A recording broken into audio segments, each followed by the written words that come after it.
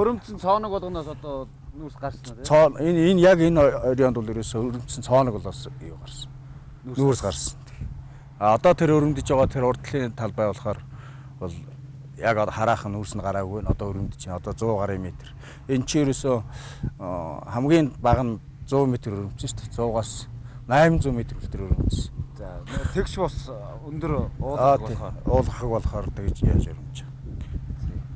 Ер нь нүүрсний чанарын хувьд нүүрсний чанарт бол кокцсон нүүрс. Одоо тэр нөө өмнө говийн өмнө говийн 5-7-тай адилхан кокцсон нүүрс. Сайн чанарын нүүрс. Сайн чанарын нүүрс. За кокчуудад бэлэн бүтээгдэхүүн болгоод нэмэн үртэг шингээгээд гадагшны экспорт. Манайх бол ер нь түүхийн нүүрс гаргахгүй. Боловсруулж ээж гадагшаа нүүрсээ гаргах зорилттой ажиллаж байна.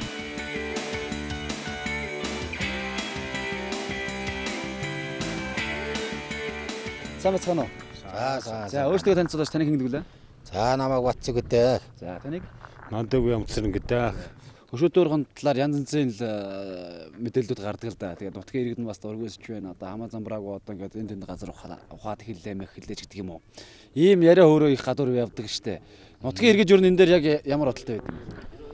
За манайт энэ нутгийн иргэд яг нүүрэн дээр нүдээр харсан учраас бас ихтэлтэй байдаг бахоо.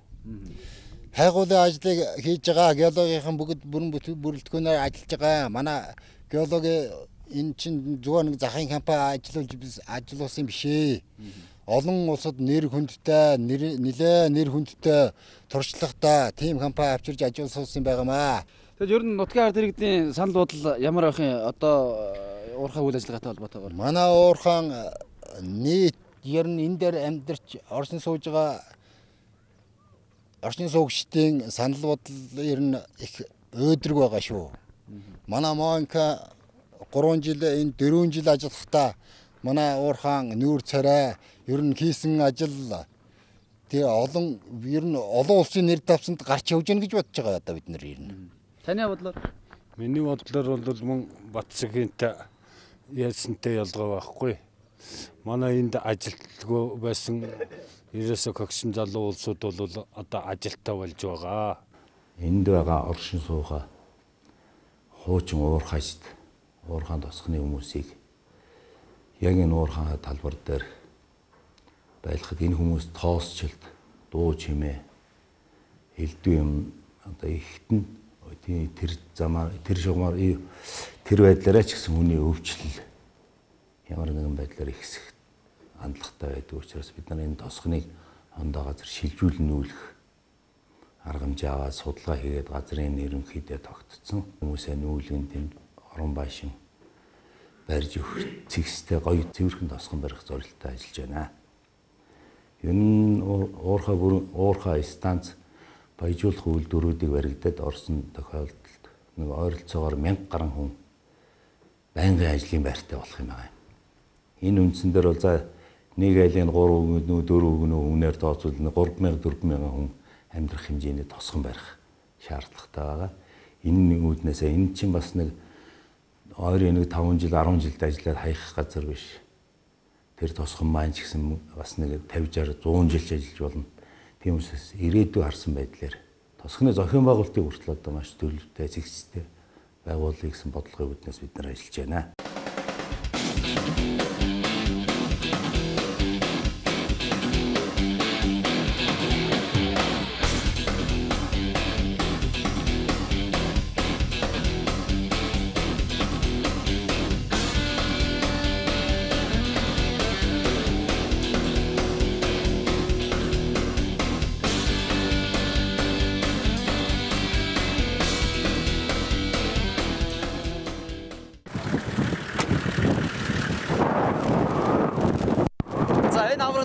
Техникийг NT 4400S гэдэг загварын TRX-ийн үйлдвэрийн ийм аврах техник байна.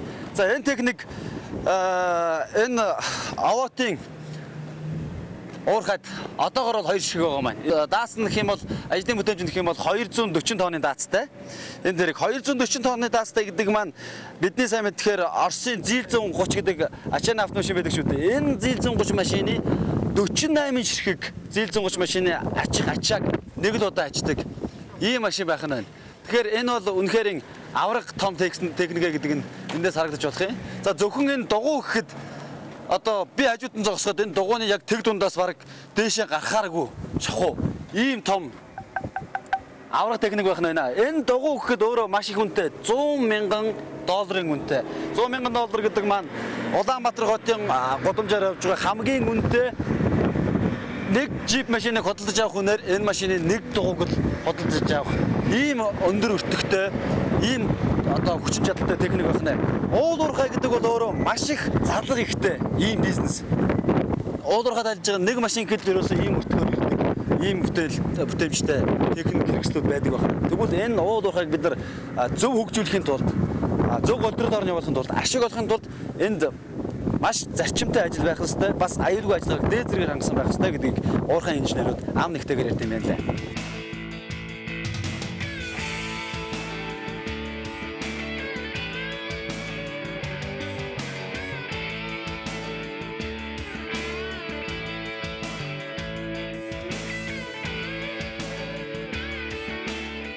Манай уурхайд болохоор дэлхийн уул уурхайд ашиглагддаг Caterpillar, Liebherr, Kawasaki гэх мэт бүх брендийн техникүүдээс бол бүгд байгаа. Тэгэхээр уурхайн засварын газар гэдэг бол зүгээр нөгөө автомашин засдаг засварын газараас эрс өөр онцлогтой ялгаатай л байх л да. Тэгэхээр засварын газрынхаа онцлогоос манай үсгчд ярьж өгөөч. За би энэ уурхайд ирээд ажил болж байна. Тэгээ ямар ч гэсэн уул уурхайн том Монголд байхгүй. Одоо анхалтгчхээр одоо тоног техникийг бас зас чанцлж сурж байгаадаа бас их бахархууштай байгаа. Одоо тэр том машинууд чинь одоо надаас ийм өндөр дугуйнуудтай машинууд байна шүү дээ. Эдний дугуйг нь солигч гэдэг юм уу тийм засвар үйлчлэгээ хийхэд ямар багаж техник хэрэгсэл ашиглаж байна. Тэр дугуй задлагч өөрөө тусгай багаж байгаа. Тэргээр л задлж мосронда. За энэ экскаватор маань 1000 PM гэж байгаа юм бол үйлчлэгээ хийж байгаа. 250, 500, 1500 гэх мэт үйлчлэгээнүүдийг хийж байгаа. Манай энэ засварын газар бол бүх зүйлээр тооцогдсон байгаа учраас энэ засвар үйлчлэгийг бол хийхэд бол маш амархан байдаг. Ер нь уурхайд ажиллаж байгаа техник хэрэгслийн дийлэх гардаг гэмтэл юу байдаг болоо. Дийлэнх гардаг гэмтэл бол одоо төргөн илэгдэгээд ангууд одоо яв ханг байна. Тэгээ шанах сумны илэгдэл тиймэрхүү гидрийн шаланг маланг задрах ч юм уу ер нь дийлэнх эвдэрдэг байдаг. Засвар үйлчлэгээ хийж байгаа техник хэрэгсэл мэдээж сэлбэг хэрэгсэл бас нэлээд чухал үүрэгтэй л байна. Тэгэхээр энэ сэлбэг хэрэгслийг ер нь хаанаас яаж оруулж ирж байна? Манай техникийн бэлэн байдалд бол сэлбэгийн хангалт нийлүүлэлт бол хамгийн чухал байдаг. Тийм учраас бид нар яг харилцагч одоо дилер компаниуд одоо жишээлбэл манай хамгийн том харилцагч компани болох Monis компаниас бол Terex-ийн сэлбэгүүд, Sage компаниас гэх мэтлэн бүх яг дилер компаниудтай харилцаж байгаа албан ёсны оригинал сэлбэгүүдийг авчирч тавьж энэ ажлуудаа хөгжүүлж байна да.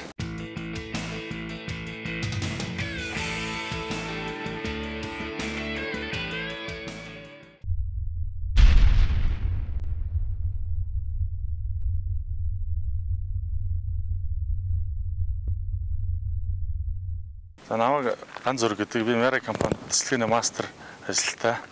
Тэгээ манай компани болохоор 2006 оноос хойш цэцлэгийн ажил явуулж байгаа. Тэгээд энэ South Gobi Sense компанид болохоор 2008 оны 7 сараас анхны цэцлэгийг хийж эхэлсэн. Тэгээд одоо ингээд 2 жилийн хугацаанд хамтарч ажиллаж байна. Манай компани болохоор SCS дээр болохоор 80 тонноор хамгийн их тэслэгээ хийжсэн. Нүүрсний судал нэвтрэх тэслэгээ гэж хэд юм л да. Одоо яг нэг нүүрсээ болохоор хүндэхгүйгээр яг хөрсөн дээрээ тэслэгээ хийгээ явчихдаг байхгүй. Яг тиймэрхүү тэслэгээ хийсэн. Ер нь байнгын чи бол ийм тэслэгээ хийж байгаа. Уурхайн гүн нэвтрүүлэгт хамтдаа үзэгч танд баярлалаа. Бид хариуцлагатай уул уурхай хөгжүүлэхийн тулд энэхүү нэвтрүүлгээ үзэгч танд хүргэж байгаа. Тэгэхээр хариуцлагатай уул уурхай гэхэр хүмүүс зөвхөн мөнгө санхүүгээр тусалдаг тэр уул уурхайг хариуцлагатай уул уурхай гэж ойлгодог нь эндүрэл юм. Хариуцлагатай уул уурхайг хөгжүүлэхийн тулд тухайн уурхай маань Монгол Улсын эдийн засагт тодорхой хэмжээний татаас татвараа цаг тухайд нөгдөг. За түүнчлэн орон нутгийн хөгжилд тос нэмрээ оруулдаг. Мөн байгаль дээлтэй үйл ажиллагааг явуулдаг байх ёстой. Тэгвэл өнөөдрийн нэвтрүүлгээр оролцож байгаа энэхүү 3 уурхай дараагийн нэвтрүүлгээр хэрхэн хариуцлагатай уул уурхай хөгжүүлж байна вэ гэдгийг үзэгчдэнд хүргэх болно.